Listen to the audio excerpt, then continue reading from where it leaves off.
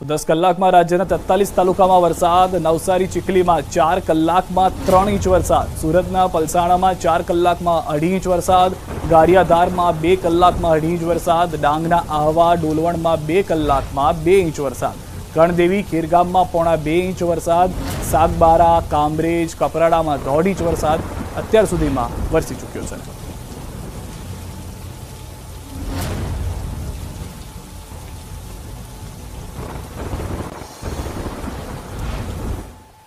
अन्य समाचारों पर હવે નજર કરીએ। મંકીપોક્સ વાયરસ મામલે ઋષિકેશ પટેલનું નિવેદન।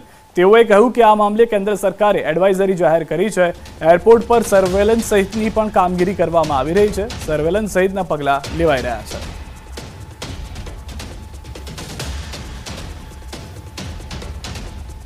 મંકીપોક્સમાં અત્યાર સુધી આખા ભારતમાં 30 જેટલા કેસ મળ્યા છે અને છેલ્લો કેસ આપણને કદાચ જાન્યુઆરીમાં મળ્યો છે, જાન્યુઆરી 24માં। એના પછીનો કોઈ પણ કેસ અહીંયા દર્જ નથી થયો, પરંતુ મંકીપોક્સ માટે કેન્દ્ર સરકારે એડવાઇઝરી જાહેર કરી છે અને જે એડવાઇઝરી જાહેર કરી છે એ પ્રમાણે અત્યારે નીચે વિભાગો સાથે સંકલન કરી અને ખાસ કરી અને એમાં પણ એરપોર્ટ ઉપર આવતા લોકોનું સર્વેલન્સ કરવાનો વિષય વગેરે વિષય સાથેની એડવાઇઝરી જાહેર છે। એટલે ગુજરાત સરકાર મળેલી એડવાઇઝરીને સંપૂર્ણ રીતે એને ફોલો કરે છે અને અહીંયા આગળ એવા પ્રકારના કોઈ કેસ અથવા તો લક્ષણ ધરાવતું દર્દી ના આવે એની ચોક્કસ ચિંતા કરશે। બેકાબુ બનેલા આંખલાએ દ્વારકાના ખંભાળિયામાં તંત્રને ધંધે લગાડ્યો છે। જોધપુર ગેટ વિસ્તારમાં આંકલો બિલ્ડિંગ પર ચડી ગયો હતો। આંકલો બિલ્ડિંગ પર ચડી ગયો હોવાની ઘટનાથી આસપાસના વિસ્તારોમાં અફરાતફરી મચી ગઈ હતી। બીજી તરફ આંકલાને નીચે ઉતારવા માટે તંત્રની ટીમો કામે લાગી હતી। ગૌસેવકો, પાલિકા તંત્ર અને ફાયર વિભાગની ટીમ આવી પહોંચી અને આંકલાને બિલ્ડિંગ પરથી નીચે ઉતારવાની કામગીરી શરૂ કરી।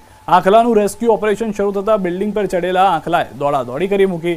આમથી તેમ ભાગી રહેલા આંકલાને બિલ્ડિંગથી નીચે ઉતારવામાં ત્રણેય ટીમને આંખે અંધારા આવી ગયા। જોકે 2 કલાકની ભારે જહેમત બાદ આંકલાને નીચે ઉતારાયો અને સૌ કોઈએ રાહતનો શ્વાસ લીધો।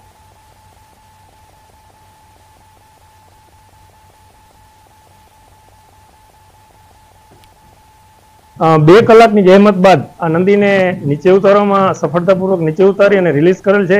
અવારનવાર બનાવો બનતા ત્યારે ખુલ્લા ધાબાઓ હોય તે પણ પેક રાખવા એવી નમ્ર વિનંતી છે અને અવારનવાર આ બીજો કે ત્રીજો આ મહિનામાં જ બનાવ છે।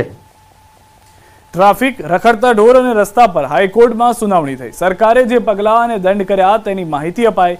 ટ્રાફિક પોઈન્ટમાં વધારો કર્યા હોવાની સોગંદનામામાં ખાતરી અપાઈ। 1 થી 15 ઓગસ્ટ સુધી ખાસ ડ્રાઈવ યોજી કાર્યવાહી। હેલ્મેટ વિના 28,099 કેસ, 1,31,87,100નો દંડ વસૂલાયો। સીટ બેલ્ટ વિના ડ્રાઇવિંગ બદલ 3300 કેસ અને 14,86,000નો દંડ વસૂલાયો। કોર્ટે જાટકને કાઢતા કહ્યું, કાગળ ઉપર બધું છે, રોડ પર કામ નહીં। મોટા સાહેબો આવે તો રસ્તા બંધ થાય, અરજદારનું આ કહેવું હતું। હવે મોટા સાહેબોને કોર્ટમાં બોલાવવા પડશે તેવું કોર્ટે કહ્યું છે। તો હાઈકોર્ટ તરફથી હજી પણ કોઈ પણ ઢીલ મૂકવામાં નથી આવી રહી। દંડની જે કાર્યવાહી કરવામાં આવી છે ફક્ત તેના આંકડા મૂકવામાં આવ્યા હતા। આ તરફ કોર્ટ તરફથી સ્પષ્ટ કરી દેવામાં આવ્યું છે કે જે અરજદારનો મુદ્દો હતો, અરજદારે કહ્યું હતું કે આમ તો કોઈ મોટા સાહેબ આવવાના હોય તો રસ્તા તરત ખાલી થઈ જાય છે, કોઈ પણ પ્રકારની પરિસ્થિતિની અગવડતા જોવા નથી મળતી, તો કેમ અહીંયા આગળ બહાનાબાજી કરવામાં આવી રહી છે। તો હાઈકોર્ટ તરફથી પણ હવે એક રીતના નોંધ લેવામાં આવી છે અને નિવેદન પણ આપવામાં આવ્યું છે, જે કોર્ટે કહ્યું છે કે હવે મોટા સાહેબને કોર્ટમાં બોલાવવા પડશે।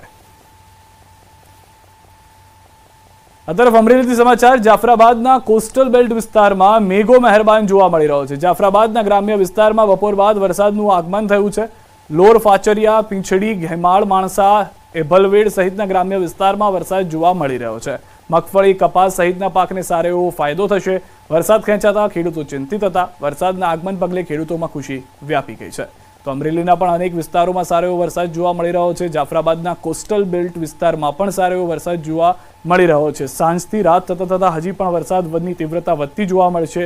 લોર, ફાચરિયા, પીંછડી, હેમાળ, માણસા, એભલવડમાં વરસાદ શરૂ થઈ ચૂક્યો છે। આવતીકાલથી ગુજરાત વિધાનસભાના ચોમાસુ સત્ર શરૂ થવા જઈ રહ્યું છે, જેમાં સરકાર 5 વિધેયકો લાવશે।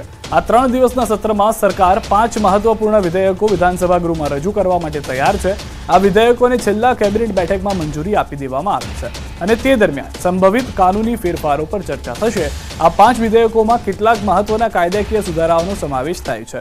ગૃહ વિભાગ દ્વારા ભ્રષ્ટાચાર સામેની લડતને વધુ મજબૂત બનાવવા માટેના ભ્રષ્ટાચારીઓની મિલકત જપ્ત કરવાની તાજવીજ હાથ કરવાનું જે બિલ છે તે રજૂ કરાશે। આ સિવાય કાળા જાદુને રોકવા માટે કાયદો લાવવો, દારૂ અને ડ્રગ્સના કેસમાં પકડાયેલા વાહનોની હરાજી અંગેના કાયદા મુદ્દે રજૂ કરાશે।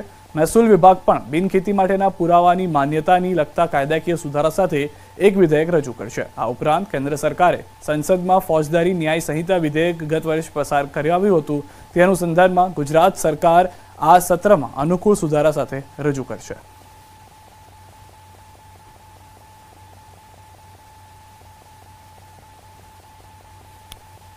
તો વિધાનસભાનું 3 દિવસનું ચોમાસું સત્ર મળશે। મહત્વના 5 બિલો વિધાનસભા સત્રમાં મુકાશે। આ અંગે ઋષિકેશ પટેલે કહ્યું કે વધુ વરસાદ, ચાંદીપુરા વાયરસ સહિતના અનેક કામોમાં તંત્ર લાગેલું હતું, તેથી ટૂંકી મુદતના પ્રશ્નો સામેલ કરાયા નથી।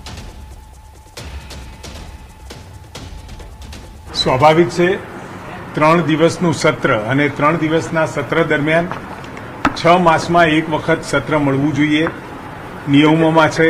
આપણે એ નિયમ પ્રમાણે 3 દિવસનું સત્ર અને મહત્વના બિલો જેવા કે કાળા જાદુ, જીએસટીનું બિલ, યુનિવર્સિટી સુધારા બિલ, સાથે સ્પેશિયલ કોર્ટનું બિલ, આ વગેરે 5 બિલો આ સત્ર દરમિયાન મુકાવાના છે। આ તરફ વિધાનસભા સત્રને અમિત ચાવડાએ કહ્યું કે ટૂંકી નોટિસથી વિધાનસભાનું સત્ર બોલાવવામાં આવ્યું છે, 21 દિવસનો સમય આપવો જોઈએ। જો કે ચાવડાના આ મુદ્દા અંગે ઋષિકેશ પટેલ તરફથી વળતો જવાબ આપતા કહ્યું કે કોંગ્રેસ આડા રસ્તે મુદ્દાઓ લઈ જવા માંગે છે કે બંધારણની જોગવાઈ મુજબ 6 મહિનાના અંતરમાં વિધાનસભાનું સત્ર બોલાવવું પડે।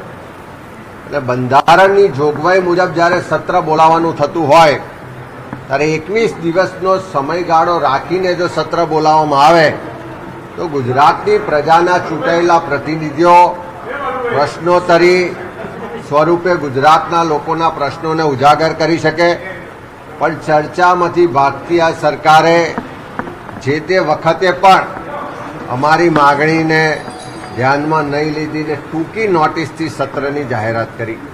અમિતભાઈ છે એ જે રીતે વાત કરી રહ્યા છે, મને લાગે છે કે આખી વાત એક જુદા રસ્તે, જુદા પાટા ઉપર, કારણ કે ગુજરાતની પ્રજા એમને સ્વીકારી નથી રહી, અને સ્વીકારી નથી રહી એટલે ક્યાંક ઉતાવળા થઈ અથવા તો આક્ષેપો પ્રતિ આક્ષેપો, એક પણ બનાવ ગુજરાતનો બન્યો હોય અને સરકારે એમાં સો મોટો કોગ્નઝન્સ ના લીધું હોય એવો એક પણ વિષય આજે સમગ્ર ગુજરાતમાં નથી। આવતીકાલે ભાજપની મહત્વની બેઠક મળશે। ટાઉન હોલ ખાતે મળશે પ્રદેશ ભાજપની મહત્વની બેઠક। પ્રદેશ પ્રમુખ CR પાટીલની અધ્યક્ષતામાં બેઠક છે। બેઠકમાં જિલ્લા પ્રમુખ અને ધારાસભ્યો પણ ઉપસ્થિત રહેશે। ભાજપના સદસ્યતા અભિયાન અંતર્ગત મળશે આ બેઠક। રાષ્ટ્રીય સંગઠનના પદાધિકારીઓ પણ રહેશે હાજર। અગાઉ 2020માં યોજાયું હતું સદસ્યતા અભિયાન અંતર્ગત 2022માં સદસ્યતા અભિયાનમાં ગુજરાત પ્રદેશ ભાજપમાં પ્રાથમિક સભ્ય ગુજરાત 1,13,67,503 નોંધાયા। ભાજપમાં સક્રિય સભ્ય